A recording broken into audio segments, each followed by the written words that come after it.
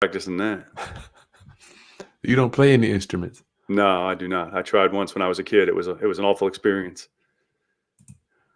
Well, we do instruments in the Haskins household. Yeah, I would love to, but if I was musically inclined, but I am not. I am not. I tried to play the trumpet. It was ugly. I'm like middle C. Anyway, I just feel like with kids, they coming home, they got to have an instrument. In our house, you have to have an instrument, right? So that's just how it works. But I feel like they just can't practice unless dad's standing right next to them. Keep it interesting. Maybe that's a girl thing. I don't know. My boy, maybe he'll be different. Maybe he'll practice his instrument. You never know. Round up. What's going on? Round up, fam. Come on in. Scott Jelinek. It's a beautiful day out here today. Oh, it's insane. In my backyard today, I felt like you don't need a jacket, even though it was still cool out front. But in the back where the sun was beaming, it was beautiful. It's gorgeous. I'm finally getting some painting done on one of my renovations. It's been a little chilly the last couple of days. So you decided to do this thing. I'm going to wait till people come in. What? Did you have an epiphany or something, Scott? It's a funny story. Do you want to talk about it now or do you want to wait a minute? Yeah, we wait. I mean, you can give the backstory as we're waiting for people to come on. Well, it's actually a real funny story. So I had kind of decided, we haven't done a live event since last February of 2020. Wow. And you couldn't do one because they kept saying no restrictions, 50 people, 25 people. Now it's at 10 people. And so I kind of just figured events are over for the time being, maybe not even have anything for all of 2021 because who knows, right? And so we have a limit of 10 people right now in our area. And so I had planned 0 events. And when I tell you how funny my brain works, you're going to laugh at me, Chris. I was at home. Me and my wife were at home. I might have been sipping a little drink, but then I got a message from the office, a voicemail someone left saying, oh, can you tell me when the next event is? I tried to come last time and I'm dying to get going. And it was a nice message. And me and my wife were talking and I said, man, he ain't getting to an event. We don't even know when we're going to have one. And then again, we're sitting for a little while talking. And next thing you know, we're like, what if, and that's what starts it. When you say, what if, we were like, what if we just do a really small event where we have about 10 people, maybe we have a couple more, 10, 12, whatever it is. And we do it just over the weekend. So people don't have to take off work. Cause normally we did a Friday, Saturday, and Sunday. Now we're going to do it in a Saturday and Sunday. So that's how it started. It was literally like, what if we just did a really small one and only invited a couple of people? The very next day, I went out and I was having lunch. And then I talked to the lady that owned the place and I secured the location. And then I text my wife and I said, it's over. We're doing it. I rented a place. We're having an event. And that was literally it. And then we came home and I'm like, well, oh crap. Now I gotta start, putting it out there, put it together and let everybody know. It was just like that, just from a little what if while I'm drinking a beer. And next thing you know, next day I booked a room. That's so crazy, man. I think that's just part of being a master implementer. That's the way stuff always goes with me. Literally, I have an idea, and then the next day, people are like, what are you talking about? I said, no, it's already in the works. It's happening. It's on the way. I remember we sat down and had lunch. You're talking about, I've been thinking about doing some coaching. Yeah. Next thing you know, you're like, 3-day event. Well, I live with a thing in my head, and you probably do the exact same thing. I really believe, and I always look at every situation. I'm like, well, why not? What makes someone else able to do something and I can't? Anything. It doesn't matter. I will literally look at anybody's life, anybody's situation, and I'll be like, well, what makes them better than me? Why could they do this and I can't do it? And I'm like, well, nothing. So I'm going to do it. And that's how it goes. And I'm like, nope, I'm going to do it. That's how I make every decision. You know what? Even when we were talking about the YouTube thing, you're like, well, why can't I do that too? Yeah. And I'm like, you can. I mean, I'm just like, you know what? Now that I thought about that all day when you're like, no, I can do that too. Well, I'm working on it. I need to learn from you more on that, but I don't know if you even see the stuff I put out, but I've been putting out a video every day. My goal was to put out one every day for 2021. Sweet. And the reason is I looked at yours and I was like, well, what is Chris doing different, right? I looked at yours and I see every day. And then I looked at mine. Last video was May. And I'm like, well, duh, there's your answer. I said, well, what am I doing different? Well, there's your answer. I haven't put out a video since May. And so now I put one every single day. Hey, I think the rich study every day. Like I study you, I look at you, you look at me. I mean, I want to learn more about your real estate stuff. I mean, what you're doing is just amazing stuff. Roundup, thanks for joining us. It's Chris Haskins with therealestateroundup.com. My mission and ministry is to raise your financial literacy through real estate investing and entrepreneurship. Today, we're going to meet those at the crossroads. Scott is an entrepreneur and a full-time real estate investor. Scott Jelinek, how you doing, my brother? I am fantastic. Glad to be on once again. Yeah, man, it's always a pleasure to hang out with multimillionaires roundup, and I suggest you get your questions in. I like to hang out with people that are smarter than me, richer than me, have more house. You know, it's a simple equation. It's a real simple equation. Who you hang around? Tell me about who you call, Scott. I mean, who in the hell's on your speed dial? I have a lot. I have local people that I call for advice. I'll tell you, I guess I'm live. I can say his name anyway. But Tom Dobson's a big mentor of mine. You guys know him. A lot of you know him. He's a hard money lender here locally. And I have a lot of people. And then I have a lot of people nationally that are in my industry, but on much larger scales. That I just got back from St. Louis. I was there for a mastermind this week, Monday and Tuesday. And I like being. It's interesting because I feel like sometimes that I'm the smallest in the room, but yet when we have conversations, sometimes people act like I'm ahead, and I'm like, whoa, I'm here because I'm the smallest of the group.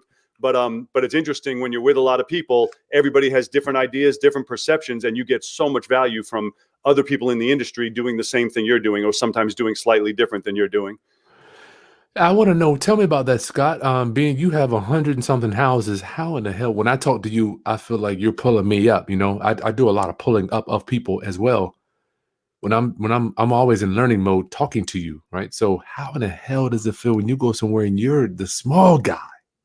Well, so I'm going to tell you an interesting. So I was down in in Alabama at an event in December that I was speaking at, and I'm having lunch, and I met this guy who came up to the table. Said he's like, "Oh, I was told I need to meet you," and so we're having lunch, and we're sitting and talking, and so he was getting into what do you do, what do I do, and he looked. Talk about, you say I look relaxed. He looked like he just got off the beach. He looked very relaxed, all scruffier than I am. Well, anyway, so then he was asking me, oh, so what do you do? And I kind of puffed my chest, and I'm like, oh yeah, I have 115 houses and blah, blah, blah. And he's like, so we get over to what does he do? He's like, well, I got 350 houses right now. I'm trying to get them down to about 200. And all of a sudden it's like, I was like, oh, okay, my 115 and nothing. He's talking about what he does. I'm like, holy crap, this guy's crushing it. And it's just interesting. We feel like when you're in the circle you're in, you feel like everybody that you know their levels. When you get out of your circle, sometimes I'm like, holy crap, this is nothing compared to what I might be capable of when you see what other people are doing. So he's thinking to himself, I remember when I had 100 houses. Yeah. That was back in that year. That was cute. Yeah. Hey, honey, you remember when we had 100? I'll tell you what. I'll tell you another story, and don't let me keep telling stories, or I'll keep you at midnight. But once, when I was doing rehabs, and I remember I was in Portsmouth, and I was driving around looking at a house. I was with Kevin, and we ran into another rehabber at the property. And so he was a nice guy, and we get into talking, and he's like, so how many? This is probably 2003, 2002. He's like, so how many houses do you average a year? And I was like, well, we've been averaging about 30 a year. And he's like, my secretary does 30. And I was like, oh, crap. I thought I was doing pretty good. He's like, my secretary does 30 deals a year. I was like, all right. Unbelievable. It's always a bigger fish, isn't it, Scott? Yep, always. And that's why it is so important always. It's great to expand your brain. But the flip side to that is, and there's a saying, it says, comparison is the thief of joy. And it is so true. When you start basing your success on someone else's success, you will never be happy, because it doesn't matter how much you have, somebody has more. And so comparison is the thief of joy, because if you start basing your success on comparing to what other people have and the size of their house and how many cars or how many houses or how much they made, you could never be happy, because no matter what your level of success is, someone's achieved more. And I look at that always, like when you go to Atlantis in the Bahamas, you'll see these beautiful yachts, right? And I'm not exaggerating. They're $25, $30 million yachts. And you're like, wow, it's freaking awesome. But then you'll see one pull in that's like $100 million yacht, and these $50 million yachts now they're feeling low on theirs. I'm like, no, that's an awesome yacht. But if you're comparing, yes, it looks smaller than the other one, but that's no way to live. Comparison is the thief of joy. Yeah. I never heard that one. Where's that one from? It's old. I want to say it's Thomas Edison or something. I'm not going to give you a name because I can't remember, but if you Google it, I'm sure it'll come up. It's a great quote. I really like it though, and I use it all the time. I like that too, man, because we get in the same trap because obviously the people we hang around, they're like, well, I'm doing better than that. What are you doing again? Yeah. And it's like, well, I need to stay in my lane. Because the other thing that can happen is you see, just like you said to me, oh, I see what's going on with YouTube. And I'm like, oh, I got to do that. Well, the YouTube plays into everything I'm doing, so it's not a distraction. But I might have a friend who's flipping cars and crushing it, right? I'm making that up, but flipping cars and crushing it and making $1 million a month. Well, you don't want your brain to start being like, oh, well, maybe I'll start flipping cars too. And now you're chasing stuff instead of just staying in your lane and doing what it is you do. I did that for a while, financing car dealers, man, and it's a rough business, man. Yeah, there's a million ways to make $1 million. I always tell people that. Choose one. Choose one. Million ways to make $1 million. That's so crazy you mentioned that, man. Yeah, you got to figure out your lane, right? Oh, in your book, you talk about less is more. Your mentor, you sat down, he had, I don't know how many houses paid off. Yeah. But I'm like, because you can have 10 houses paid off, and I always compare this, and it's in my book, but I always compare 10 houses free and clear to when I had 84 houses with mortgages. At the time, I felt like the big fish, right? But in reality, he was way better off than I was. He's collecting $10,000 a month, and it's all his. I'm collecting $90,000 a month, and it's all going out in mortgages. I'm like, from a 30,000 foot view, it's plain as day. You can see it. But at the time I was like, oh, this guy, why doesn't he do something more with his life? That's how you're thinking until you get to see the other side of the coin. Your book helped me to sleep at night, man. I'm like, because a lot of dudes I hang around with, just like you, are just doing so many deals. And I'm like, you know what? I don't have mortgages. I don't have the biggest rental portfolio, but I'm reading your book like, this is me. Yeah. Yep. I agree. That's my whole life is that way. I'm like, I don't need to be bigger than everyone else. I have an unbelievable, awesome life. And I'm like, I don't need to have more than other people. They can have more. Every time someone tries to tell me a way I can make more money with my stuff, I always say, well, why don't you go make that money? Why don't you go make that money? Don't worry about me. You go make all that money. I love it, man. That's a trap too. We got to talk about what we're here for. That's a trap too. When your friends are like, I'm doing 100 houses a year. How many are you doing? They're almost like mentally pushing you. Well, and the other thing is, back to what you were saying, is like having a mortgage. So especially like my new house is paid off, and my friends are like, rates are 2%. You need to pull that money out, and you can invest it, make 10% or 12% or whatever, and then you get to make the spread. And I'm like, and they're like, it's so stupid. I said, well, let me be stupid. Don't worry about me. Let me be stupid. I sleep well at night. I like not having a mortgage. Don't worry about me. All I say is, don't worry about me. I'm just stupid. Don't worry about me. Because yes, they're right. You can make more money, but it could also all go wrong. And I'm not willing to start over again. I love that philosophy. I'm the same. I'm like, dude, I think about it. Well, do you think you're making a mistake at times, Scott, when leaving money in your house? No. You never second guess it. No, there's, and this is, you were at my event one time and you heard me say this, but I always say when we calculate the numbers, your calculator's missing a button, and that's the peace of mind button. I said, so yes, if you can calculate it every which way but loose, and you'll always be right, you'll make more money by leveraging, but there's no button for your peace of mind. And that is what I have. I have complete peace of mind. And so I don't care. Yes, I could make more money in other ways and be stressed or worried or possibly lose, or I can just have the ultimate in peace of mind and live a fantastic life. So, there's no peace of mind button on your calculator. So that's where I end it. Nice. Roundup family, thank you for joining us. We got 45 people here. Scott Jelinek, one of my mentors. Whenever I have a problem, I pick up the phone. I can't get him all the time, but text him. I can get some type of solution to my issues. Scott, thank you for that, for dealing with me on that too. You are very welcome anytime. So we want to talk about your event roundup. Scott is sliding this event, and he talked about it, how it came to fruition earlier, but you want to give us the full story on that? And then so I've been doing about 4 events per year for the last 6 years. And I really enjoy doing the events, and we get a lot of great feedback, and a lot of people I meet up with after, or I see online saying thank you for all the deals they're doing. And I love that. And I've always loved the events, right? It's one of those things, one of the 6 human needs is significance. And that's one of the things where I feel I get a great deal of significance, and I get contribution also from that to help people. Well, we haven't been able to do an event since last February because of Rona, right? We're all been sitting on different lockdowns. And our lockdown right now, I don't know where everybody is, but in Virginia, we're limited to 10 people right now. So clearly, we normally have about 130 to 150 people at our events. So our plan was obviously no events, and maybe no events all of 2021. that was kind of where we were at. Well, I guess it's about 10 days ago. God, yeah, maybe even a little less than 10 days ago. I'm having a couple of drinks with my wife, and somebody had called in the office and left a voicemail for us and just saying, hey, let me know when you're having your next event. I missed out on the last one. I really need to get started. And he left this really nice message. And so me and my wife are sitting there talking, and then we were like, man, it's going to be at least a year probably till we have an event. And then we started the, what if we just had a really small event? And what if we just did it without marketing, where normally we do a lot of marketing and previews, and we just send it to a few people? And what if we do it in a private location, so it's not in a hotel? And anyway, so we went through all these different what ifs. The next day I'm having lunch at a private club, and I know the girl there who owns it. And so it came up in conversation, and I said, hey, how much would you charge me if I was to rent this place, and blah, blah, blah. And I booked it. And then I text my wife right as I was leaving. I said, it's happening. We're having an event. I got the dates. It's January 30th and 31st. I got a room.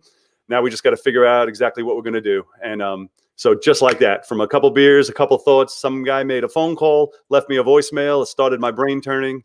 And now we're having a very small event at the end of this month. That is so cool, man. I'm so glad you're doing that. Well, now, for people that don't quite understand what you teach, I implement the slow flip strategy. Just give us kind of an overview of what you're going to be covering. And the dates are the 30th, 31st. Yep, correct. Saturday and Sunday, the 30th and 31st. So we teach what I call the 5 pillars of real estate investing. That's marketing, wholesale, rehabs, rentals, and raising private money. And then my favorite part of real estate, which is slow flips. And that is my absolute favorite part of real estate. So we teach the 5 pillars of real estate investing, and then we have a focus on slow flips, because I feel that's something everybody needs to do on top of whatever other strategies you're working on. Being the bank. The bank. And we teach them how to raise money. We teach everything. We don't hold anything back. So we teach absolutely everything, as far as finding the properties, the marketing, how you talk to people on appointments, which is really big. That's the difference between buying deeply discounted houses and paying high prices, is knowing how to work with the seller.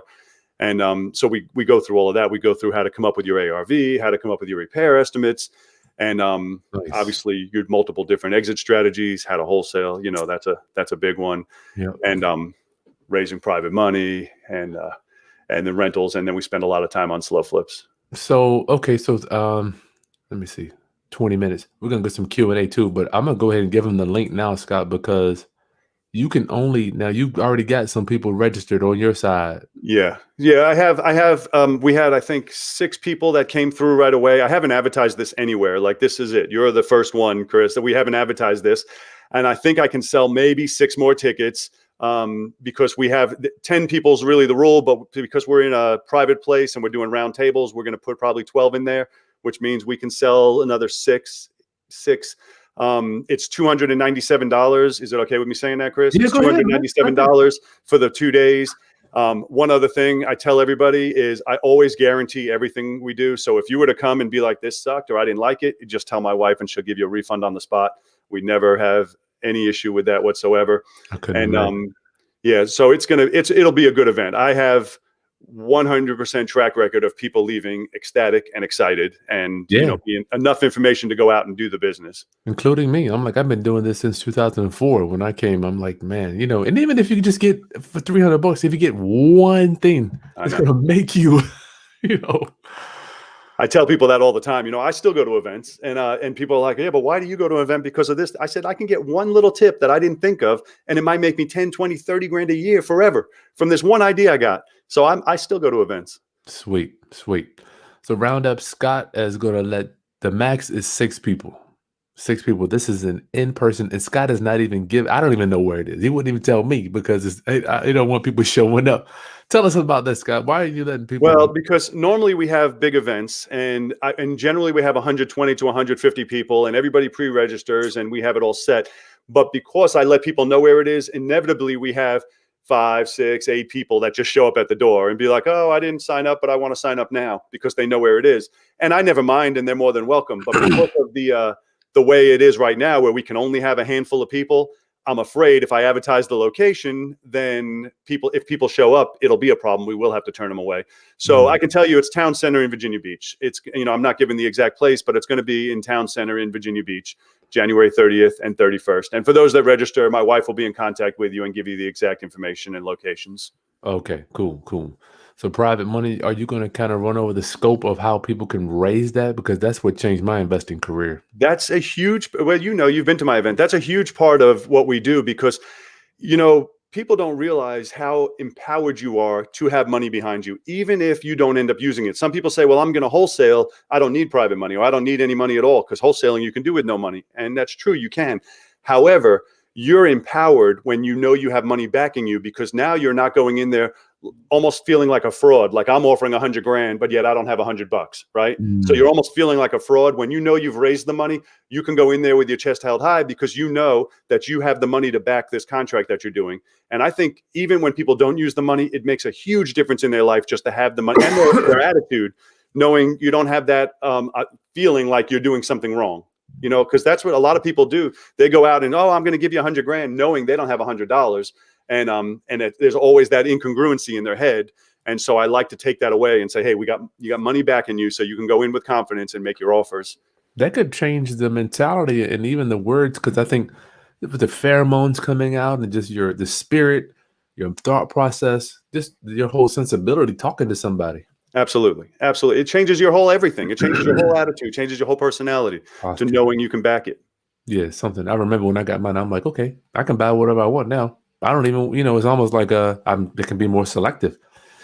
Cost of money. Tell my people, Scott, how important is it? Cost of the money. Because a lot of guys use hard money lenders. I'm like, man, you're getting cooked.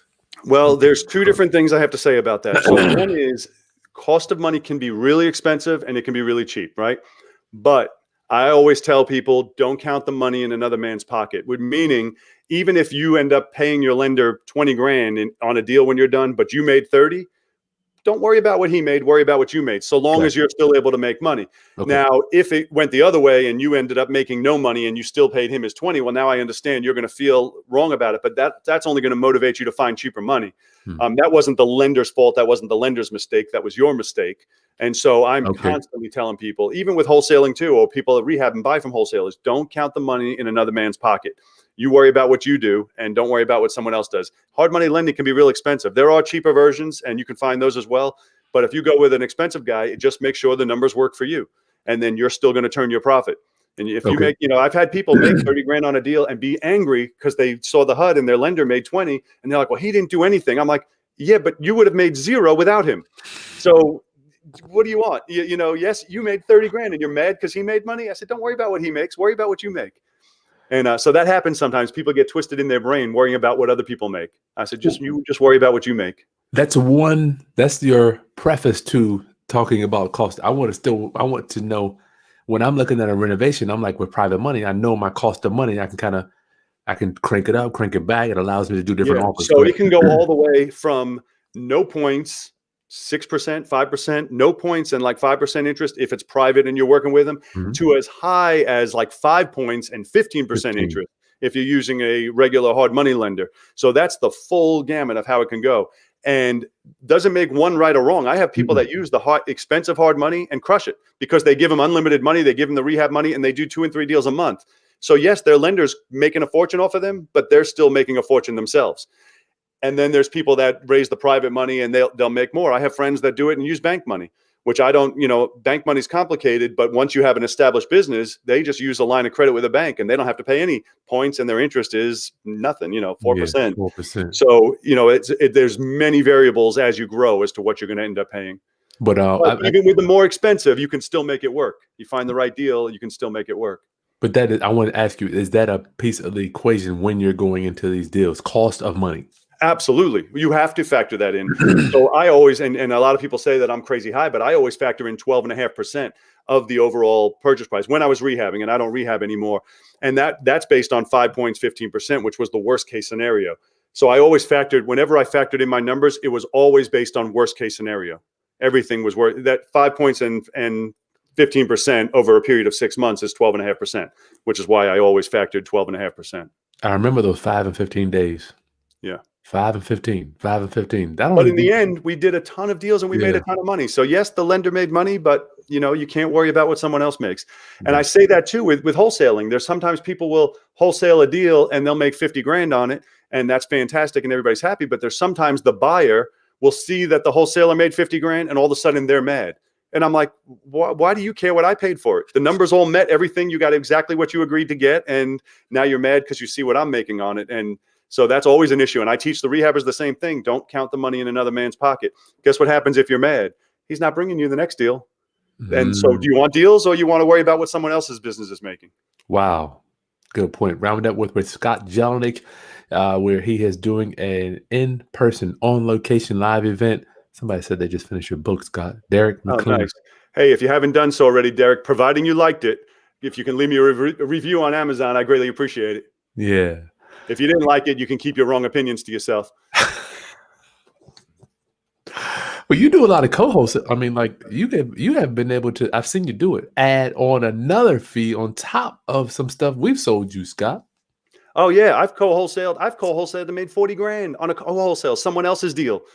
I've Wow. I've co-wholesaled a lot of deals, and that comes down to, which is a big thing we talk about at the event, is to having a quality buyers list. Not so many people. I'll tell you what everyone else teaches. Pretty much everyone else, and you may teach this too, Chris. So don't mute me if I'm saying it. Most people teach just to put a bazillion names on your list, and then every time you get a deal, you blast it to a bazillion people.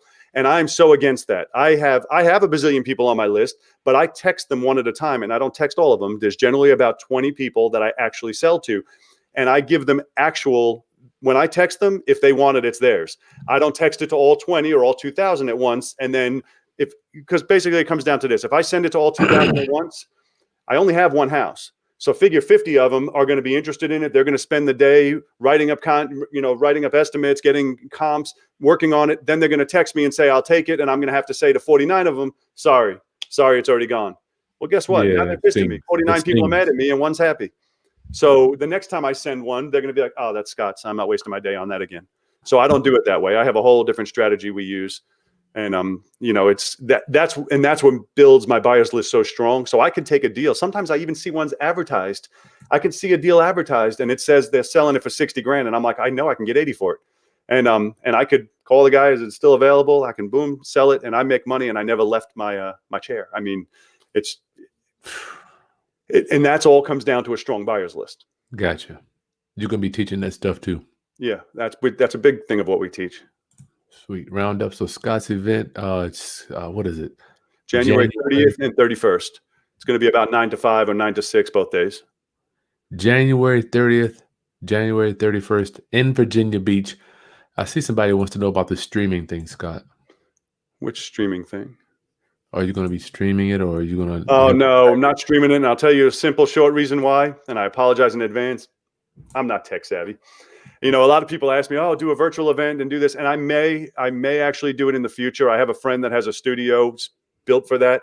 And he said, if I want to do a virtual event, I can go use his studio and they'll do all the tech. So I may, in the next few months, plan on a virtual event. But as of right now, I'm just doing a live event, live in person for the people that are there. In person, y'all. 6 people only, 6 people. This is not one of those where, well, we're going to open it back up. You can only have the governor's rule, executive order 72. Is it? And the good thing about such a small group is you're going to get personal attention. Where you got questions, you need stuff you don't understand or need to go over. You're not going to be in a sea of 100 people. It's just going to be a handful of us. That's crazy right there. Edna wants to know, what is the name of your real estate business, Scott? Advantage Home Buyers of America. Advantage Home Buyers of America. Detroit, the D. Karen says, what is the key to scaling, Scott? That is a great question, and I'm going to give you an answer you are not going to like. But you might have heard this already in the beginning as Chris and I were talking. I'm not into scaling. So I'm the wrong guy. And I tell people this all the time, that people that want to grow a big business, I'm the wrong guy to ask, because I did a big business years ago and I decided, I tell you the whole story. So I was away in Panama in 2013, my first month-long trip. And while I was away, I had a lot of time to think. And one of the things I realized was I work for my employees. They don't work for me. I have to do deals. I have to keep everybody fed. I'm constantly got to keep the contractors working, got to keep the buyers working, the sellers working, got to keep everybody working.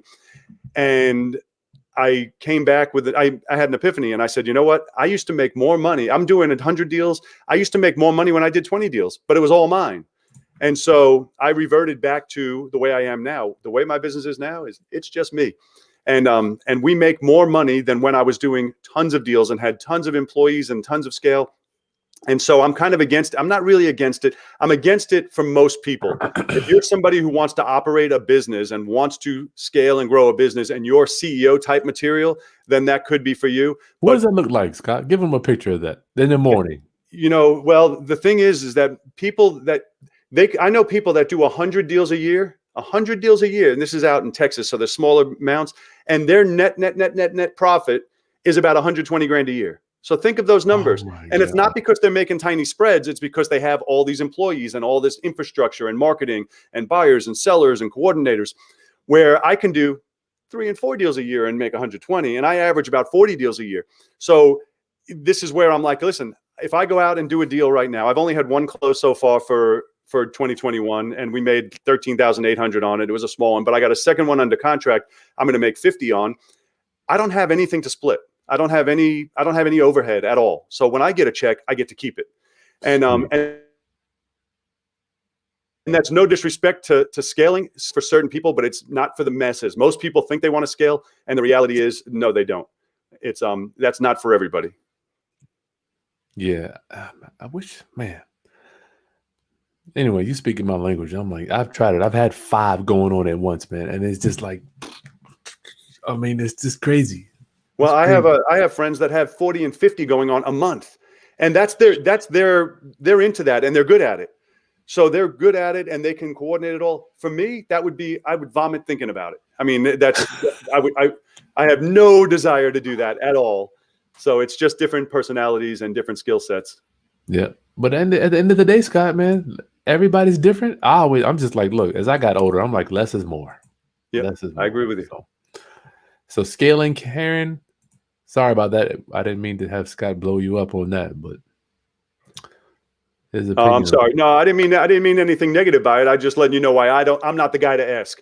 If you wanted to learn scaling, I'm sorry to cut you off, Chris. If you wanted to learn scaling, I would tell you the same advice I give to anybody about taking any advice is you would ask somebody successful in that field, right? And I'm the wrong guy because I don't scale. So I'd be the wrong guy to give you any advice on scaling. That was all I meant by that. There are guys who can teach you scaling, but it wouldn't be me. Yeah. But scaling, generally speaking, scaling equals more people, correct? Yeah. And but not always more money. And this is the thing. This is the thing that I find so interesting is as real estate investors, we often, and I'm going to say, I want to say everybody, but not everybody, but most people judge their peers and themselves and on how many deals did you do? How many deals did you do last year? How many deals are you planning to do this year? It's all how many deals. And that's kind of justifying a certain level of success. When the reality is the real question should be, how much money did you make? Right? Because I know people that do a ton of deals and they're literally floundering. I don't know how I'm going to get to next month, even though they have all these deals going, but it's almost like a Ponzi. They're behind on these and they got to do more to pay off those. But yet if somebody was to say, well, how many did you do? They'd say, oh, I did 70. And people are like, oh, he's crushing it. But no, he's not. He's not able to get any money out of it.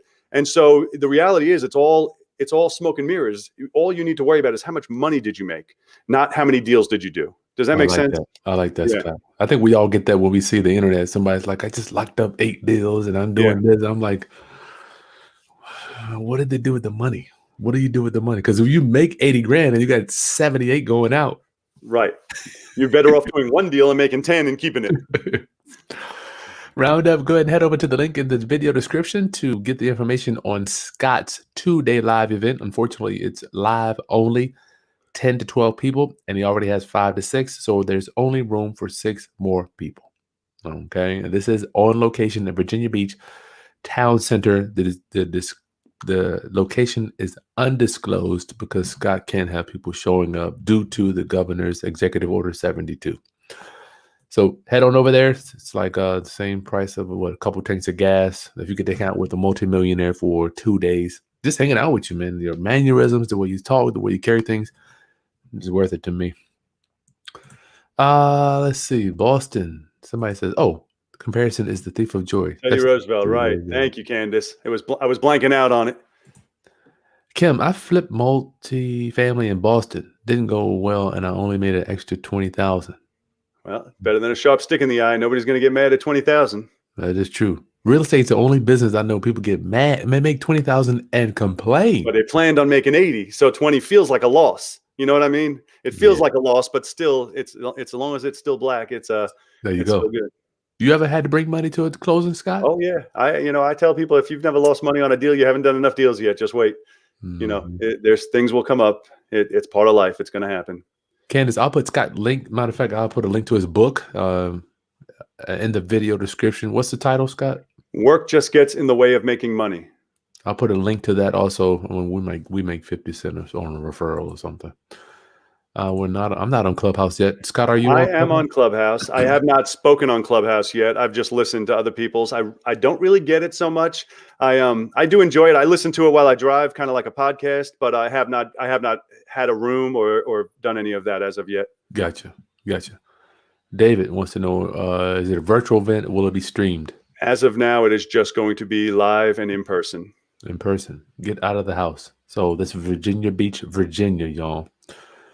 Might be a good reason to get out of town. I know I just went to Great Wolf Lodge, man. I'm like, I was dying there for New Year's. I loved it. Yeah.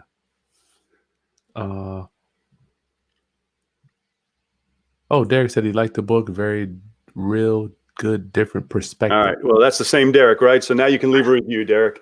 Thank you. Thanks for clearing that up. I'm just kidding with you. Van says he would be interested in a virtual event, Scott. I agree with you, reluctant on traveling. So I don't have a virtual event as of right now, but hopefully we'll set something up within the next couple months. Sweet. John says, Scott, I know you're part of a mastermind in St. Louis. Will you eventually take students up there?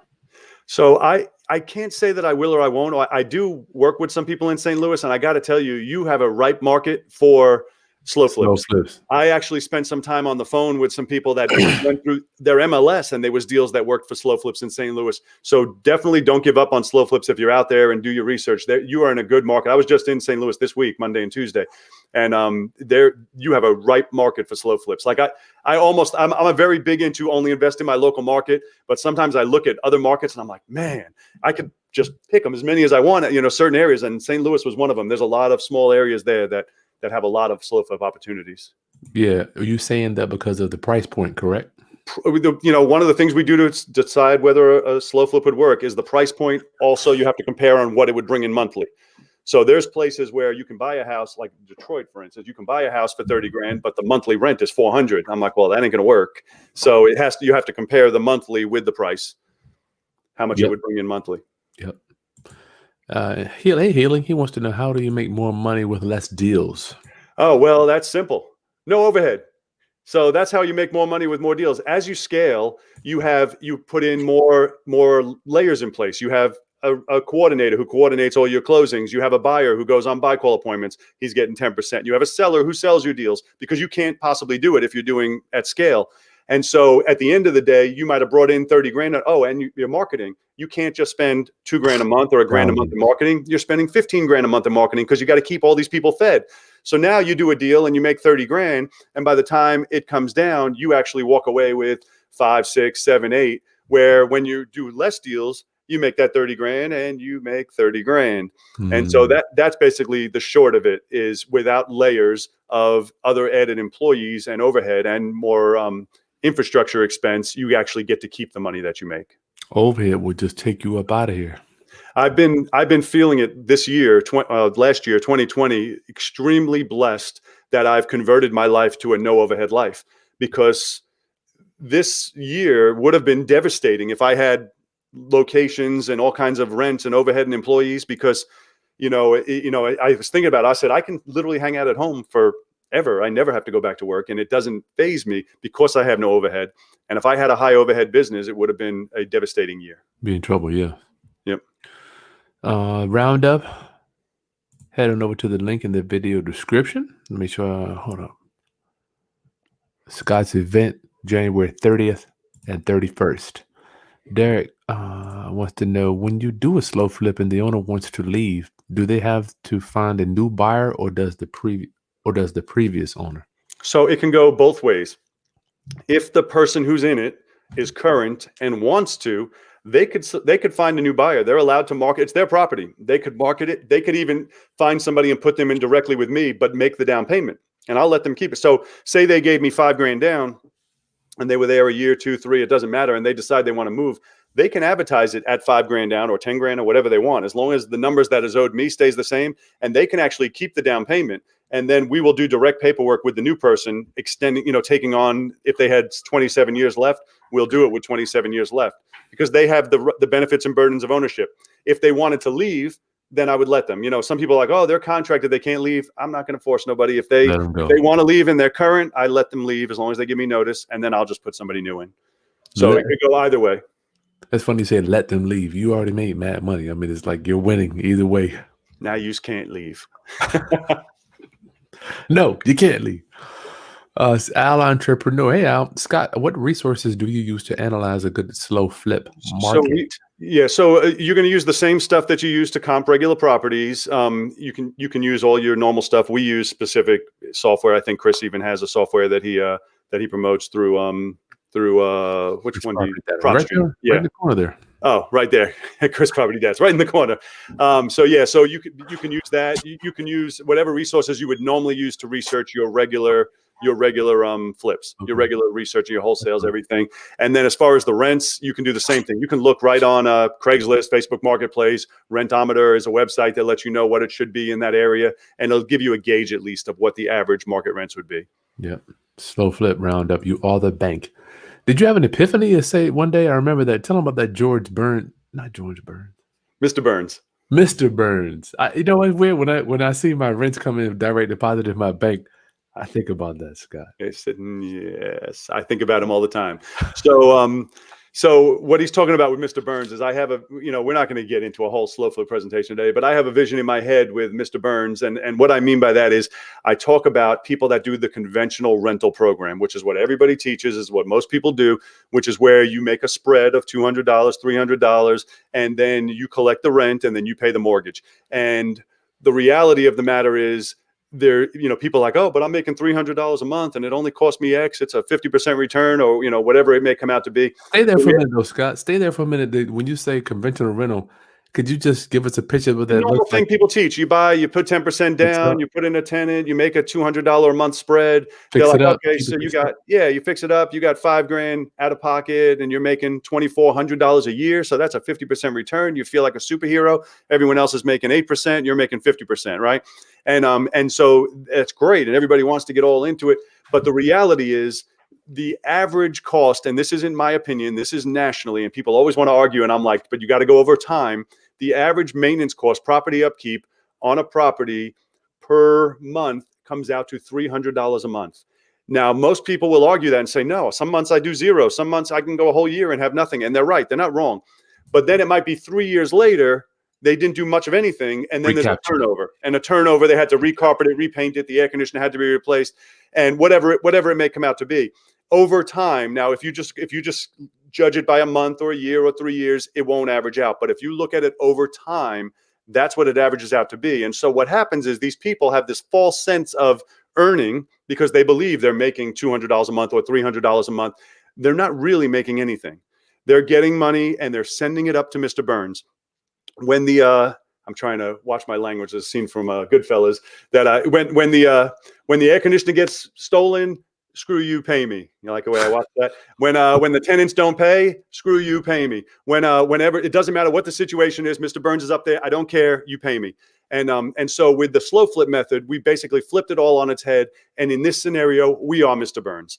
We have all these other people running around dealing with the stolen air conditioning unit, dealing with their tenants, dealing with whatever life throws at them. But all we are is the guy at the top of the building saying, where's my checks? Come on, pay me. And so that's basically, so the epiphany that you talk about, this was in 2011, from June to September, and this is what blew my lid. From June to September, I was going through my QuickBooks, and this was in September, and I had spent about $250,000 from June to September in turnovers and rental repairs. And at the time I had about 80 property, I don't remember. And I lost it. When I saw the number in front of me, I said, I don't know how we're going to do it. I don't know what we're going to do, but we are not doing any more repairs. I said, we're not doing any more repairs. That's it. It's over. And that's when I started developing and devising a new strategy, which is how we came up with the slow flip plan. And I haven't done repairs since. When you talk to your clients, Scott, are they welcoming this no repair philosophy? Absolutely, because it's all on how you phrase things, and this is a lot of what we teach too. We don't ask them, we offer them an opportunity. So we don't ask, would you like this? We offer them an opportunity to be able to have their payments stay the same. It's never going to go up. That's big. When you rent, every year you get an increase. Our payments never go up as long as they stay. And now they have pride of ownership. Now, and you're paying off the house over 30 years. It eventually will be yours, as opposed to you're just renting. And if I decide next month I want to cancel your contract and sell it, you got to look for a new place to move. So yeah, people love when they get that opportunity. I'm not talking about the tenant buyers. I'm referring to there's a lot of people that reach out to me. I'm just like, you need to stop doing repairs. Stop doing repairs. I'm like preaching it. Are your coaching clients, are they receptive to it too? Well, my people are, normal. If you're a regular landlord trained person, they are like, no, it's all wrong. My people, once you see the slow flip presentation, my people are like, you're done. The math doesn't lie, and that's it. That's, basically we were talking earlier about the calculator. That's really what it all comes down to, is the math doesn't lie. The math, I have one girl, one of our coaching clients, who's only been with us, it might even be 2 years now, I'm not sure. Well, in her first year, she bought 14 slow flips, and she was buying them out of her retirement account, her IRA or whatever it is. Well, she calculated, and this was just maybe 6 months ago, I don't remember, we were meeting, and she calculated her return. And this was in an IRA where you're invested in whatever the hell and you're hoping to make whatever. And she's averaging, I think it was 30 or 35% annualized in her IRA. So it's tax-free. She's averaging a 35% return. Sweet. For those of you who don't understand the rule of 72 and understand how money grows, 35% is insane. That's you keep true, up 35%, 300 grand turns to 600 grand in just 3 years. 600 grand turns to 1.2 in just another 3 years. I mean, 35% is insane. And so we're all about the return. That's it. We're different than other people where we don't hug and kiss our houses. Ours are strictly numbers. It's paper and it's numbers. And we collect checks and we make a return, and we collect checks and we make a return. We're not all about, let's go and put our fancy paint that we want and plant flowers in the yard. And some people love that, and nothing wrong with that. That's just not what we do. Yeah. We're strictly about making the return. So roundup, I just want to nudge my viewers a little bit. I remember when I stopped doing repairs, it took me some time, Scott, because you walk in it and you're like, this is ugly. I don't like being here. I want to make it better. I want the people to show up. I want them to like me. This took some time. And for my clients too, I feel like I have to just whack them in it. I'm like, stop doing repair. What are you doing? Why are you doing this? Yeah. There's nothing like spending 10 grand on fixing a house up to make it perfect. 3 months later, you evict that person and it's completely trashed again. Everything you did needs to be redone, and it just breaks your heart. And I don't ever want to go through that again. I'm like, nope, let them have the pride of ownership and the expense. Good. All right. So Scott, let me see. Do you have what resources do you use? Oh, do you have any resources that you use to analyze? Oh, we went over that one. I'm sorry. Yep. Scott, Derek wants to know, when you do a slow flip. Oh, we did that one too. Nope. We got that one. Okay, that's it, Scott. So what would you like to tell the people, Scott? What is your message today? So, I guess I'll give you a short message is there is no time like the present. And my view on slow flips and St. Louis, I forgot what your name was that we were talking about in St. Louis, John, I can't speak the same for every market, but I can tell you in my market, these were not available prior to 2008. We could not buy properties at these price points, and we could not make this work. And so I look at slow flips as a gift from the bust. We didn't have these prior to the bust. It was a gift we were given from the bust. And so I don't believe they're always going to be here. They may be, but I don't believe we're always going to have this opportunity. I don't know if it'll be another 2 years or 5 years or 10 years. I don't know, but I know they weren't here prior. These same houses that we're buying for 30 now were 119, 129 in 2006. So I feel like it's a gift we've been giving, which is why I tell people all the time, start now. Don't wait and say, oh, someday I'm going to do it, or when I get ready, I'm going to start. I'm like, start now, because we don't know how long this gift is going to be here for us. So start now. Start now. Even if you only buy 2, 3, 5, whatever amount you buy is going to change your life. It literally changed your life in a short period of time, to where your friends are going to work to make 60 grand a year and you're making 60 before you get up in the morning. And and it's a huge, I can't express to you how much I have that just comes passively, that so alleviates my brain from having to run out and hustle. And that's from slow flips. And so, start now. And whether you come to the event or you don't come to the event, study it, study what Chris is teaching you, and don't hesitate on getting started in one facet or another in the business, because there is no time like the present. I'm going to leave you on one last thing. I want to tell you about a guy I did yesterday. I did an interview with yesterday, one of our coaching students. I don't know if you see any of my stuff. We call it the deal of the week. Well, anyway, he's 75 years old, and he closed one this past week for 30 grand. I think it was, I don't remember what it was, 32 grand or something like that. And I brought him on to interview him and go over everything. And I put him on the spot, and I like harping on his age. And the reason is because I have people sometimes who are 50, 45, 55, and they act like it's too late for me. Oh, I wish I did it when I was younger, but it's too late. Well, he only started with me a year ago. He did 10 deals this year, 10 deals. And, Wow. and I'm like, yet you have these other people, and he's 75 now. And you got these other people who are like, oh, well, I'm already 55. I should have started when I was younger. It's too late for me attitude. And it's not. I don't know where, I can't see you guys, and I don't know where you are in the age spectrum, but wherever you are, it is not too late. Get started today, and your future self is going to thank you for it. That's all I got, Chris. I'll get on a rant and I'll never stop. I'm sorry. I could listen to you talk all day. Well, Scott, when does the person, I think that was big. Lonnie Scruggs helped me with that. I saw him, RIP. He was so many years older than me. And I was like, Chris, you need to do this because this should be illegal. When an older gentleman kind of takes it, a multimillionaire like him, I was, coming, just starting out. What can you give us, Scott, to help us with that little switch to say, this is what I will do right now? Well, the easy way is, I always tell people that, like I told you earlier, only take advice from people successful in the field they're giving advice in.